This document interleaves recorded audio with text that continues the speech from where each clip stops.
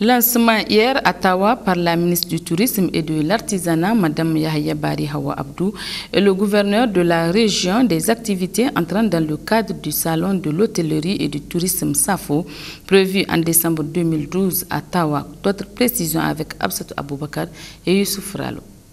Tawa abritera en décembre prochain la première édition du Salon de l'hôtellerie et du tourisme.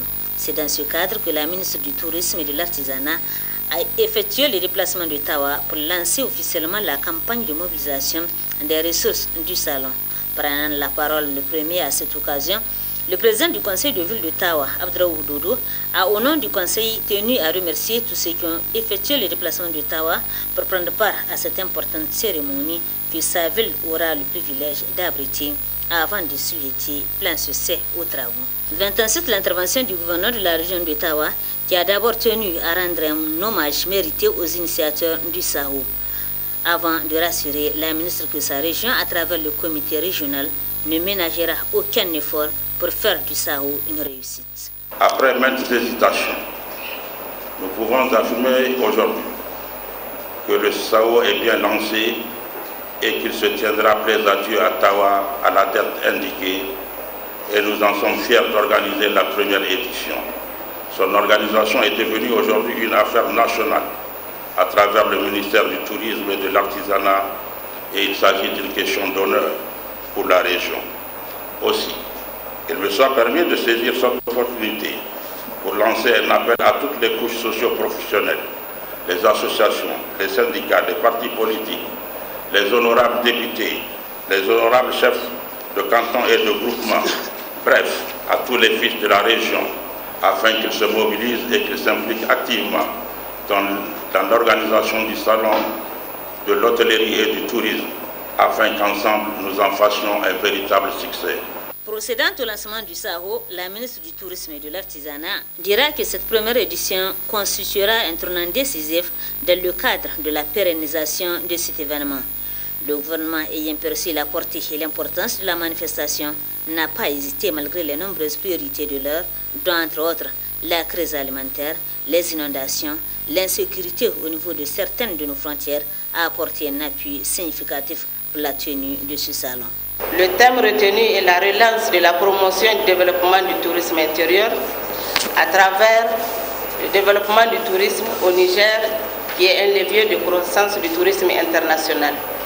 Notre pays peut à juste titre miser sur ce créneau porteur que constitue le tourisme intérieur pour valoriser et développer les infrastructures touristiques et hôtelières et ses multiples attractions touristiques.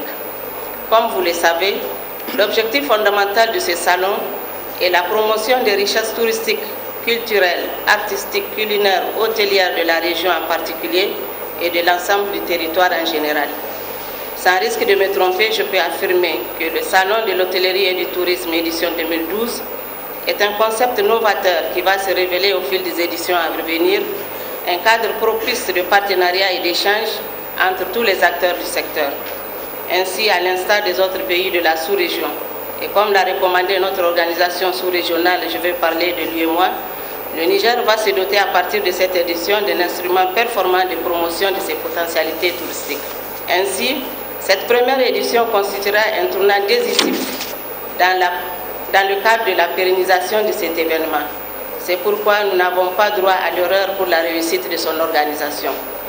Le gouvernement ayant perçu la portée et l'importance de la manifestation, n'a pas hésité, malgré les nombreuses priorités de l'heure, à apporter un appui significatif pour organiser cet événement de portée nationale, régionale et internationale. Le programme de renaissance de son Excellence, Elhaji Issoufou Mahamadou, président de la République, chef de l'État, a réservé une place de choix au secteur et a instruit mon département ministériel à promouvoir et à encourager la construction des hôtels et des restaurants de grand standing. Pour finir, elle a rendu un hommage mérité à la première dame, Dr Malika Issoufou, pour sa disponibilité, sa persévérance et son engagement personnel pour la tenue et la réussite de cette manifestation. Une autre réunion a regroupé cette fois-ci autour du ministre et du gouverneur de la région, les opérateurs économiques et les présidents des différentes commissions mises en place à cet effet. Il s'est agi pour eux de discuter des enjeux de cette manifestation que Tawa a l'honneur d'abriter. Un débat fort enrichissant a permis aux uns et aux autres de prendre la parole Qui pour contribuer? Qui pour poser des questions auxquelles des réponses appropriées ont été apportées? Le ministère du Tourisme et de l'Artisanat fait de la relance du secteur une de ses priorités au seuil du nouvel an. C'est pourquoi nos correspondants régionaux d'Agadez, Hachim Mohamed et Ibrahim Mariko ont recueilli les propos de la ministre du Tourisme et de l'Artisanat qui était aux manifestations de la Cure Salée 2012 à Ingal. La Cure Salée édition 2012, donc c'est un événement qui nous concerne tous. C'est vrai, c'est une fête des éleveurs, mais ça concerne aussi le ministère du Tourisme et de l'Artisanat. En dehors de l'aspect élevage, si vous avez constaté, nous avons assisté vraiment à une exposition très importante, à une décoration très importante en matière d'artisanat. Et les chameaux qu'on nous a présentés, l'arnache en tout cas portée par ces chameaux, c'est l'artisanat. L'artisanat, justement, la maroquinerie, la bijouterie, et ça, c'est l'œuvre des femmes et des hommes. Donc, il y a l'aspect culturel aussi, qui est très important. Nous avons assisté vraiment, nous avons constaté que l'aspect culturel de notre pays est en train vraiment d'être valorisé, hein, d'être conservé, et puis ça, c'est une chose qui est très importante. Donc, à travers cet événement, donc, nous avons assisté à un brassage, à un échange. C'est le lieu vraiment de donner et de recevoir avec toutes les régions qui se sont présentées. Il faut le dire, les 8 régions étaient présentes. En dehors même justement des autres pays, nous avons la Turquie qui était présente, et nous avons l'Algérie, nous avons le Mali. Donc en fait, c'est un événement international aussi, on peut le qualifier comme ça. Donc c'est un événement aussi qui a sa portée parce que ça a des retombées aussi. Tout à l'heure, le représentant du PNUD me disait qu'il n'a même pas de quoi payer son hôtel avant de rentrer. Donc vous voyez, il a dépensé les produits artisanaux, il a acheté plein de choses. Donc là aussi, c'est une façon d'aider nos artisans sur le plan social. Ça va les aider aussi à s'approvisionner en matière pour les produits artisanaux. Ça va les aider aussi donc, à commercialiser les produits, et ça, c'est très important. Notre ambition au niveau du ministère, c'est la relance du tourisme dans toutes les régions du Niger, dans les 8 régions. Surtout le tourisme interne, le tourisme nigérien, nous allons mettre l'accent sur cet aspect.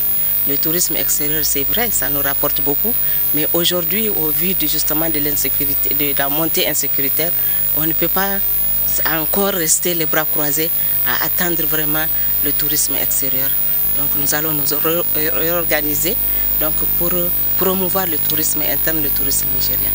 Et pour ce qui est de Ingal, nous allons essayer vraiment de voir comment mettre en place un musée justement à Ingal par rapport justement à ce que nous avons vu, les sites des dinosaures. Donc il faut ce musée-là pour pouvoir valoriser, pour le prendre en compte. Et ça va générer des ressources pour la commune aussi. Donc vous voyez, la Cure Salée est annuelle, tous les ans. Vous avez vu tout ce monde qui est présent pendant 2 jours, pendant 3 jours. Donc s'il y a un musée, s'il y a un village artisanal, ça va permettre justement à la commune de générer des ressources.